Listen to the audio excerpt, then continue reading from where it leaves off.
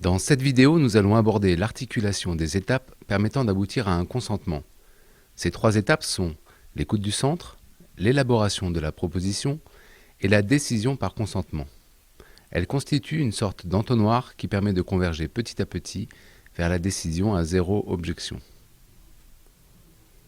Le processus de décision par consentement, donc la troisième étape, sera développé plus en détail dans d'autres vidéos. Ici, nous nous intéressons à ce qui est en amont de cette décision, donc aux étapes 1 et 2. Étape 1, l'écoute du centre. L'intention de cette étape est de permettre au nous, et donc à ces jeux, de se positionner sur le sujet de décision qui est à traiter, pour nourrir la proposition qui sera ensuite soumise au consentement. Écouter le centre, c'est écouter ce qui émerge de l'intelligence collective, quelque chose du 1 plus 1 égale 3.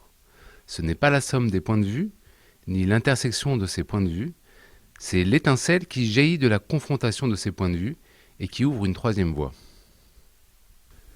Pour conduire cette écoute du centre, il n'y a pas de processus préétabli, ni de durée ou de limite dans les personnes à consulter.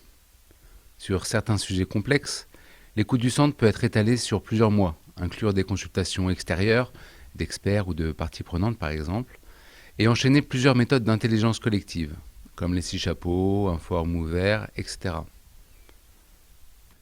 Sur d'autres sujets, simples ou pour lesquels nous avons besoin de décider rapidement, elle peut être limitée à quelques minutes et aux membres du cercle qui auront à prendre la décision, et consister par exemple en un tour de parole suivi d'une parole au centre.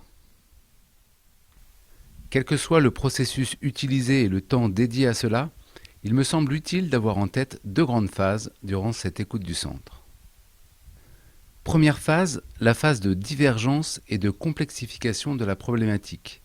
Il s'agit d'explorer le sujet posé au centre, de sonder sa profondeur, de voir ses implications et ses enjeux. Pourquoi prendre cette décision ici et maintenant est nécessaire? Quelles sont les questions sous-jacentes? D'imaginer différents chemins possibles, de faire les liens entre ce sujet et d'autres. Bref, avant de se positionner, voir ce qui est à côté, en dessous ou au-dessus de la question. Deuxième phase, la phase de convergence. Une fois le problème appréhendé dans sa globalité et que différentes options ont été étudiées, il est temps d'enclencher la phase de convergence, c'est-à-dire parmi tous les possibles, inviter chaque membre du cercle à se positionner. Une personne va commencer à dire son choix, puis une autre. L'expression de ces choix mènera sans doute un positionnement en polarité inverse, puis un autre, pour avoir une vision à 360 degrés des positions de chacun qui, petit à petit, dessine la position du nous. Étape 2. L'élaboration de la proposition. L'écoute du centre s'arrête lorsque l'élaboration de la proposition commence. En général, ce passage se produit parce que le groupe a déjà bien convergé, que la réflexion est mûre, c'est-à-dire qu'une proposition assez claire commence à émerger. Mais il peut arriver que l'on enclenche cette étape justement quand le groupe n'arrive pas à converger ou à se positionner, que les tours de parole se succèdent sans qu'il n'y ait de choses claires qui émergent au centre. Par exemple, parce que les polarités seraient trop fortes, ou bien que les différentes options seraient équivalentes. Passer à l'étape de proposition peut être alors une façon d'enclencher cette phase de convergence, en s'appuyant sur les objections pour traiter les polarités, ou en regardant à la loupe une option parmi tous ces possibles. Dans notre pratique, ce choix de passer à la deuxième étape est celui du facilitateur, à l'écoute de son intuition ou de celle du groupe, et en conscience du temps restant pour décider. Comment s'élabore la proposition? Là encore, plusieurs options. Option 1. Elle se fait en direct, dans l'instant. C'est le cas pour des décisions simples, ne demandant pas un travail de formalisation avancé. Le secrétaire note mot à mot ce que la personne propose à la décision du groupe. Dans ce cas, il est nécessaire qu'il n'y ait qu'une personne qui propose. Option 2. Durant un espace de temps délimité. Cette option est à privilégier pour des décisions plus complexes, nécessitant un travail approfondi de formalisation.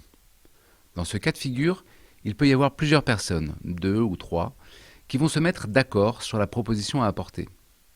Le facilitateur s'accorde alors avec eux sur le temps nécessaire à cette élaboration, soit durant la même séance, le reste du groupe est alors en pause par exemple, soit pour une prochaine rencontre. Une chose importante à comprendre à cet endroit et qui souvent surprend voire fait réagir. À cette étape, nous ne prenons qu'une proposition et une seule. Cette proposition n'a pas à être parfaite, car elle sera retravaillée au travers du processus de décision.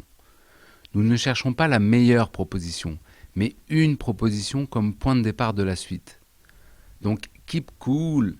Si cette proposition ne convient pas, elle sera soit bonifiée ensemble, soit annulée, et on refera alors un appel à une nouvelle proposition. Comment décider de qui fait la proposition ? Au niveau processus de désignation, tout est possible. Par exemple, en prenant le ou les premiers qui lèvent la main, ou en tirant au sort parmi ceux qui se portent volontaires. Pour des sujets sensibles, ce choix peut être fait par élection sans candidat ou un autre mode d'élection. À titre individuel, le premier critère à écouter pour savoir si je suis en mesure de faire une proposition, c'est mon niveau d'agitation intérieure et ma capacité de recul. Si je suis agité, par exemple car j'ai peur que ce soit une autre proposition que la mienne qui l'emporte, c'est que je ne suis pas en mesure de faire une proposition à l'écoute du centre. Il est sage alors de laisser la place à quelqu'un d'autre qui sera peut-être dans une posture plus neutre. La capacité du groupe à lâcher prise quant au choix de qui amène la proposition sera un indicateur précieux du niveau de confiance au sein du groupe et dans le processus de gestion par consentement. À quoi reconnaît-on une bonne proposition ? Premièrement, elle est à l'écoute du centre, c'est-à-dire qu'elle est directement nourrie des échanges de la phase précédente. Il peut y avoir des éléments nouveaux, dans la mesure où ils viennent bien en réponse aux questions ou dilemmes révélés précédemment. Deuxièmement, elle propose un vrai choix, c'est-à-dire que si le groupe était divisé entre plusieurs options, ou si certaines questions restaient non résolues, la proposition amène un choix clair sur lequel chacun va pouvoir se positionner. Troisièmement, elle est simple et concrète, c'est-à-dire qu'elle va à l'essentiel, là où nous avons besoin de décider et pas plus. Elle ne cherche pas à couvrir tous les cas de figure ou à décrire la vision du monde du porteur de la proposition. Car plus les mots sont chargés d'affectifs, de valeurs, plus ils risquent d'être interprétés de façon très différente et de heurter les autres dans leur vision du monde, et donc de rendre difficile le consentement. Un conseil lorsque vous faites une proposition.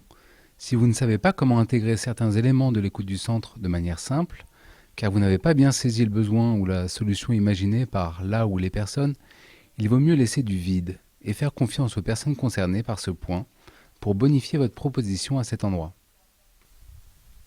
Lors de la présentation de la proposition, le, la ou les proposeurs peuvent apporter des compléments à l'oral pour expliquer certains termes ou le pourquoi de certains choix. Ces éléments ne font pas partie de la proposition, ils l'accompagnent, ce qui permet d'alléger la proposition et de bien distinguer ce qui est soumis à la décision du reste. Voilà, je vous invite à essayer. Faire une proposition est en soi une belle pratique qui fait travailler la posture d'écoute et d'affirmation.